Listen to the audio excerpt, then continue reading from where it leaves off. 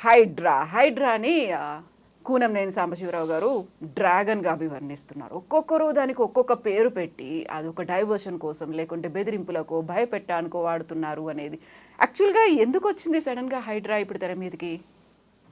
Good. ఒక మంచి చర్చను లేవదీసినారు.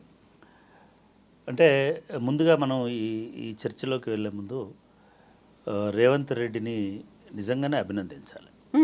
ఎందుకంటే ఈ మహానగరాన్ని ఒక నరక కూపంగా మార్చేసినటువంటి ఆక్రమణదారులను నిజంగానే భయపెట్టినా బెదిరించినా ఇంకొకటి చేసినా తప్పేం లేదు, కూల్ చేసినా కూడా తప్పేం లేదు.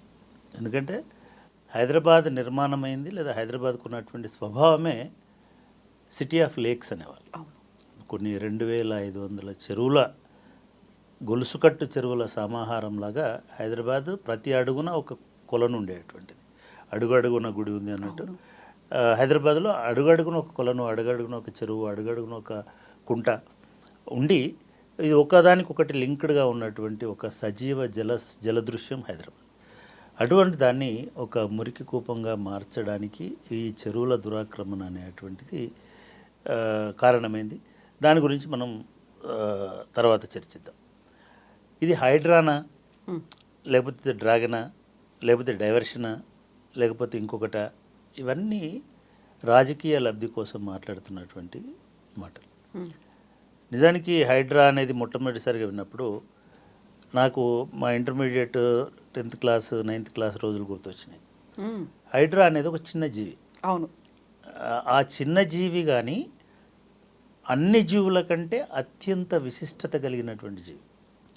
అంటే కేవలం టెంటకిల్స్, కూరలు, ఒక ట్యూబ్ లాంటి ఒక చిన్న ఆకారంతో ఎటైనా వెళ్ళి దేన్నైనా చంపగలిగేటువంటి, దేన్నైనా కొట్టగలిగేటువంటి జీవి మొదటిది. రెండోది, ఇది చెరువులను ఆక్రమిస్తుంది లేదా మంచినీటి కుంటలను ఆక్రమిస్తుంది, మంచినీటి చెలుమలలో ఉంటుంది. దీన్ని అంటే మంచినీళ్ళలో మాత్రమే, మంచినీటి కుంటల్లో చెరువుల్లో మాత్రమే జీవించేటువంటి ఆవాసం ఉండేటువంటి జీవి. మూడవది, దీనికి పుట్టుక ఉంటుంది తప్ప చావు అనేది ఉండదు. పునరుత్పత్తి అనేది కూడా దాన్ని అదే చీల్చుకొని దాన్ని అదే ముక్కలు చేసుకొని ఇంకొక జీవిగా, అంటే మనకి పాతకాలంలో మన పురాణాలలో ఎట్లాగైతే ఒక తల పోతే ఇంకొక తల వచ్చి అతుక్కుంటుందో అట్లా బాడీలోంచి ఒక భాగం దిగిపోతే మళ్ళీ ఆ భాగానికి టెంటకిల్స్, ఆ భాగానికి నోరు, ఆ భాగానికి కళ్ళు, అట్లా ఉండేటువంటి ఒక విచిత్రమైన జీవి. బహుశా జీవులలో మరణం లేని జీవి ఏదైతే అది హైడ్రా. ఈ పేరు విన్నప్పుడు నిజంగానే ఇది భలే పెట్టినారు ఎవరో. దాని పెద్ద అది అబ్జర్వేషన్ కూడా కలవదు, అంటే పర్ఫెక్ట్గా మ్యాచ్ ఏం కాదు. బట్ కావాల్సుకునే వాళ్ళు హైడ్రా అనేటువంటి పేరుని చూస్ చేసుకున్నారు. ఈ హైడ్రా నిజంగానే చెరువులను ఆక్రమించుకుంటుంది కాబట్టి చెరువులను ఆక్రమించుకున్నటువంటి వాళ్ళ మీదనే దీన్ని గురిపెట్టినారు. ఫైన్. ఇది కొన్నిసార్లు మీకు కక్ష సాధింపులాగానో, కొన్నిసార్లు రాజకీయ దీనికోసమో అనిపించవచ్చు, తప్పేం లేదు. కానీ రేవంత్ రెడ్డి గారు, ముఖ్యమంత్రి గారు క్లియర్గా కొన్ని విషయాలు 2-3 రోజుల నుంచి ఆయన లీక్ చేసుకుంటూ వస్తున్నారు. ఏదో పిచ్చాపాటిగా మీడియాతో మాట్లాడేటప్పుడు ఇంకొకటి చెప్తున్నారు. ఆ చెప్తున్నటువంటి విషయాలను గమనించినప్పుడు, లేదా దానికి అధికారిగా నియమితులైనటువంటి రంగనాథ్ గారు ఓవర్ హైప్ చేస్తూ మాట్లాడుతున్నటువంటి మాటలను విన్నప్పుడు కానీ, అంటే ఎప్పుడైనా ఆఫీసర్లు నిజానికి లో ప్రొఫైల్గా ఉంటారు, ఉండాలి కూడా. ఎందుకంటే ఇటువంటి డిసిషన్స్లో పొలిటీషియన్స్ ఎటు టర్న్ అవుతారో తెలియదు. కానీ రంగనాథ్ గారు చాలా ఓవర్ హైప్. అసలు నాకు ఆశ్చర్యం వేస్తుంది. ఆయన రోజుకు 10 ఛానళ్ళతో మాట్లాడుతున్నాడు, యూట్యూబ్లను కూడా ప్రామాణికంగా తీసుకుంటున్నాడు, యూట్యూబ్ ఛానళ్ళల్లో పెద్ద పెద్ద ప్రసంగాలు చేస్తున్నాడు, ఎవరిని వదలమని చెప్తున్నాడు. జనరల్గా ఆఫీసర్ చెప్పకూడదు, ఎవరిని వదులుతావో ఎవరిని వదలో నీ చేతిలో ఉండదు. ఎందుకంటే ఈ హైడ్రా కమిటీ చైర్మన్ ఎవరు? Hydraa committee chairman chief minister. అసలు హైడ్రాకు చట్టబద్ధత ఉందా అనేటువంటి చర్చ మీ మాటలతో స్టార్ట్ అవుతున్నది. దాని గురించి కూడా మాట్లాడు. మొత్తానికి ఇవాళ హైదరాబాద్లో ఒక సంచలనం క్రియేట్ చేయడానికి, ఒక సెన్సేషన్ క్రియేట్ చేయడానికి, అదేవిధంగా మీరు అంటున్నట్టుగా కొందరిని భయపెట్టడానికి, కొందరిని బెదిరించడానికి. బెదిరించడం మిమ్మల్ని నన్ను ఎవడు భయపెట్టలేడు, ఎవరు బెదిరించలేరు. ఎవరైతే ఆక్రమించుకున్నారో వాళ్ళందరూ భయపెడతారు. అది అక్కినేని నాగార్జున ఉండొచ్చు, లేకపోతే ఇంకోలా ఉండొచ్చు. ఆక్రమణదారులు చివరికి తిరుపతి రెడ్డి ఆయన కూడా ఉండొచ్చు. ఎందుకంటే నేను రేవంత్ రెడ్డి గారు స్పష్టంగా చెప్తున్నారు, నా తమ్ముడైనా నా అన్నైనా ఇంకోళ్ళైనా నా కుటుంబ సభ్యులైనా కూడా నేను హైడ్రాను పంపిస్తాను, దాన్ని వెనక్కి తగ్గేటువంటి సమస్యలు. నిన్న మొన్న అటువంటి లెటర్లు వెళ్ళడము, అటువంటి ఉత్తర్వులు వెళ్ళడం జరిగింది. కాబట్టి ఈ నేపథ్యంలో మనం ఖచ్చితంగా ఈ ముఖ్యమంత్రి తీసుకున్నటువంటి ఈ చర్యను ఖచ్చితంగా సమర్థించాలి. ఖచ్చితంగా ఇది కొనసాగేటట్టుగా చూడాలి. ఖచ్చితంగా ఈ పులిస్ వారి మధ్యలో ఆపేసి రేవంత్ రెడ్డి అర్ధాంతరంగా నిష్క్రమించకుండా కాపాడగలగాలి అనేటువంటి అభిప్రాయం అయితే నాకు చాలా స్పష్టంగా ఉంది. ఇకపోతే రెండవది, అసలు ఈ ఆక్రమణలకు కారణం ఎవరు?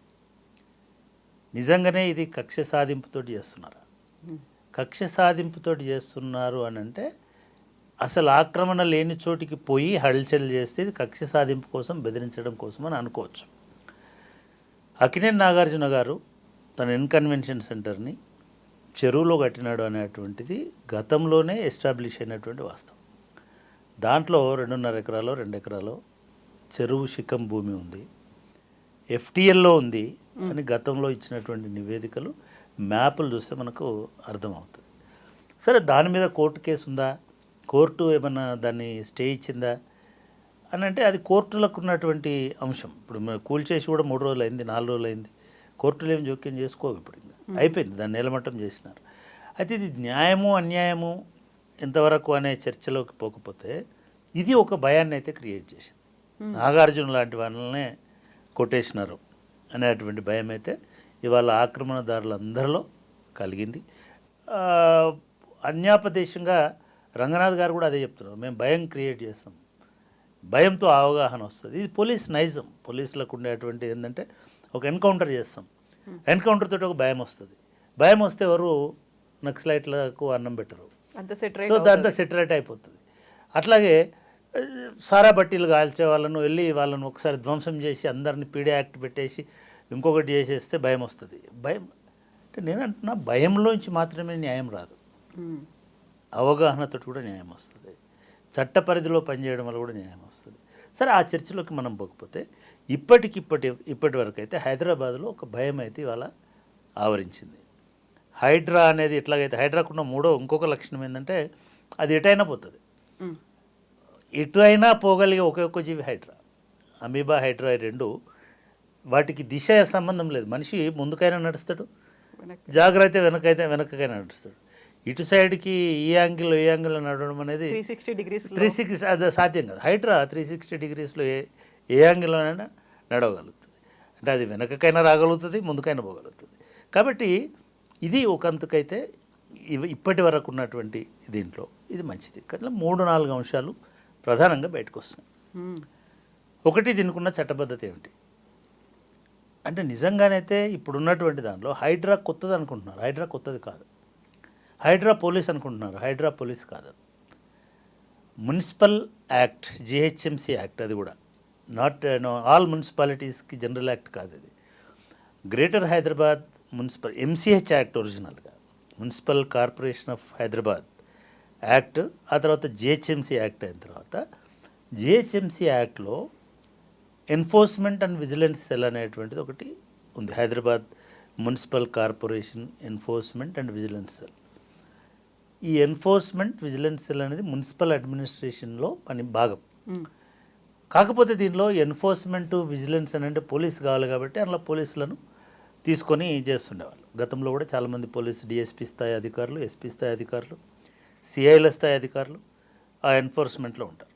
ప్రతి మున్సిపల్ అడ్మినిస్ట్రేషన్ ఉంటారు. ఈవెన్ జిహెచ్ఎంసీ తర్వాత ఉన్నది ఏంటి హెచ్ఎండిఏ. హెచ్ఎండిఏలో కూడా అటువంటి ఒక సెల్ ఉంటుంది.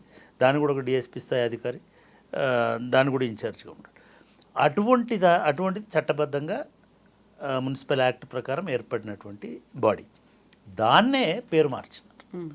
ఆ ఎన్ఫోర్స్మెంట్ సెల్లే, విజిలెన్స్ అండ్ ఎన్ఫోర్స్మెంట్ సెల్లే ఇప్పుడు హైడ్రా లాగా దానికి పేరు మార్చిన తప్ప. కాబట్టి దీనికి చట్టబద్ధత ఉందని అనుకోవాలి డెఫినెట్గా. కానీ ఇంతకంటే మెరుగైనటువంటి వ్యవస్థను ఏర్పాటు చేసి ఉండొచ్చు కదా. రెండవ వాదన ఏమనిపిస్తుందంటే ఈ యాక్ట్ వచ్చి 30 సంవత్సరాలు 40 సంవత్సరాలు అవుతుంది. హైడ్రా ఇప్పుడే ఎందుకు నిద్రలేచింది? హైడ్రా ఇప్పుడే ఎందుకు వచ్చింది? నేనేమంటున్నానంటే ఈ 30 ఏళ్ళు నిద్రపోయినందుకు బాధపడాలా? ఇప్పుడు వచ్చినందుకు ఇప్పుడు నిద్రపోయి వచ్చినందుకు నిందించాలా? సరే, నిద్ర అయితే లేచింది కదా, ఇది మంచిదే కదా. కాబట్టి దానికి కూడా ఆ వాదన కూడా పసలేదు. ఇప్పుడు ఎందుకు నిద్ర లేచినారు, ఇప్పుడే ఎందుకు వచ్చి మొదలు పెట్టినారంటే ఎప్పుడో ఒకసారి మొదలు పెట్టాలి కాబట్టి ఇప్పుడు మొదలుపెట్టారు. ఈ హైడ్రా ఇప్పుడు హఠాత్తుగా నిద్ర లేచి ఈ 30 సంవత్సరాల నుంచి ఇచ్చుకుంటూ వచ్చినటువంటి పర్మిషన్లన్నింటినీ రద్దు చేసి ఈ 30 సంవత్సరాల నుంచి ఇచ్చినటువంటి అనుమతులు, కన్స్ట్రక్షన్స్, నిర్మాణాలు, కరెంటు కనెక్షన్లు, వాటర్ కనెక్షన్లు ఇచ్చిన తర్వాత ఇప్పుడు పోయి దాడులు చేయడం వలన ఇది రాజ్యాంగ సంక్షోభం. పెద్ద మాటనే కావచ్చు కానీ న్యాయ వివాదం అనుకుందాం. న్యాయ వివాదం కూడా రాజ్యాంగం నుంచే వస్తుంది. ఒక మనిషికి ఉండే హక్కులను హరించి వేసేటువంటి హక్కు ఈ హైడ్రాకు ఉంటుంది. అక్కడ మాత్రం ఉండదు అనేటువంటి విషయాన్ని చెప్పగదప్ప. ఎందుకంటే మీ ప్రభుత్వమే ఈ ఇల్లు కట్టుకోవడానికి పర్మిషన్ ఇచ్చింది, మీ ప్రభుత్వమే దానికి కరెంటు కనెక్షన్ ఇచ్చింది, మీ ప్రభుత్వమే దానికి ఇదే మున్సిపాలిటీ ఏ విజిలెన్స్ అయితే భాగమైందో, ఏ హైడ్రా అయితే జిహెచ్ఎంసీలో భాగమో అదే మున్సిపల్ కార్పొరేషను అన్ని రకాల అనుమతులు ఇచ్చిన తర్వాత ఒక సామాన్యుడు కట్టుకున్నాడు అనుకోండి.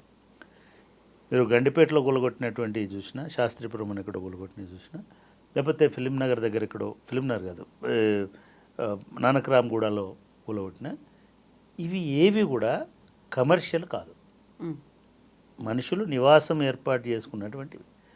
ఈ నివాసం ఎందుకు ఏర్పాటు చేసుకున్నారు, వాళ్ళకి చెరువు అని తెలియదా, వాళ్ళు ఆక్రమణ అని తెలియదా అని చాలామంది మాట్లాడుతున్నారు.